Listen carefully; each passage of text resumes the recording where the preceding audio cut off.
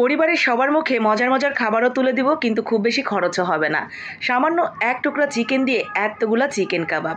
সামান্য কিছু উপকরণ যোগ করলেই এই চিকেন কাবাবগুলো আপনিও তৈরি করে নিতে পারবেন। সামনেই আসছে রোজা, যদি চান ফ্রোজেন করে রাখবেন কিংবা ঝটপট তৈরি করে ফেলবেন, দুইটাই কিন্তু করতে পারবেন এই রেসিপিটা ফলো করে। প্রথমেই আমরা পানির মধ্যে দিয়ে দিয়েছি হলুদের গুঁড়া, মরিচের গুঁড়া, ধনিয়ার গুঁড়া, আদা রসুন জিরা বাটা, স্বাদ মতো লবণ। এরপরে দিয়ে দিব এক টুকরা চিকেনের সাথে দিয়ে দিব বেশ কিছুটা আলু কুচি। আপনারা যদি কাবাবের পরিমাণ আরও বাড়িয়ে নিতে চান, সেই ক্ষেত্রে আলু কুচির পরিমাণ আরও বাড়িয়ে দিবেন।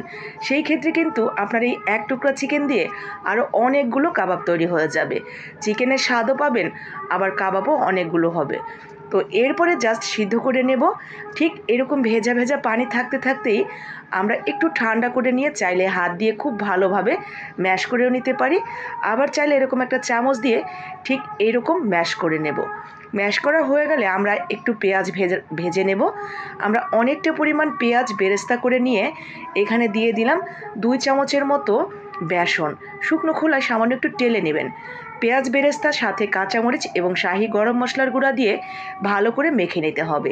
শাহি গরম মশলার গুঁড়ার মধ্যে সমস্ত ধরনের মশলা দিয়েই তৈরি করা থাকে, যার কারণে আমি সিদ্ধ করার সময় তেজপাতা গরম মশলা দেইনি।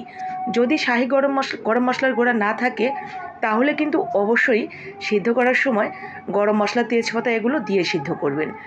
এরপরে জাস্ট এইভাবে আমরা কাবাবের শেপ দিয়ে নিব। যেরকম শেপ আপনি দিতে চান সেরকমও দিতে পারবেন, তবে কাবাবের নাম শুনলেই কিন্তু আমাদের এই শেপটার কথাই মাথায় চলে আসে। ঠিক এই পর্যায়ে যারা চান ফ্রোজেন করে রাখবেন, ডিপ ফ্রিজে রেখে দিলেই ফ্রোজেন হয়ে যাবে। যখন ভাজবেন নামিয়ে ভেজে নেবেন। একটা ডিম সামান্য একটু লবণ দিয়ে আমরা ব্যাটার করে নিয়েছি। এখন সেই ডিমের মধ্যে জাস্ট কোটিং করে নিয়ে ভেজে নেব। একটা ডিম দিয়েই আমার মোট 16টা কাবাব কোটিং করা হয়েও ডিমের ব্যাটার কিন্তু বেঁচে যাবে। দেখেছেন কত কম খরচে কতগুলো চিকেন কাবাব হয়ে গেল। এই কাবাবটার টেস্টের কথা আমি আর নিজে কি বলবো।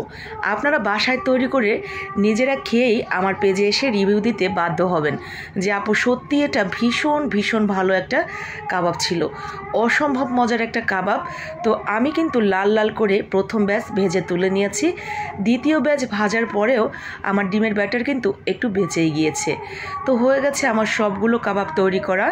মাশাল্লাহ, এটা টেস্ট নিয়ে কোনো কথা হবে না, একেবারে লাজবাব একটা কাবাব তৈরি হয়েছে। কাচ্চি, পোলাও, বিরিয়ানি, গরম ভাত যেখানেই নেবেন না কেন দারুণ লাগবে খেতে। এমনকি সামনে আসছে রোজার মাস, আপনারা ইফতারিতেও রাখতে পারেন এই অসম্ভব মজার অল্প খরচের এই চিকেন কাবাবটা।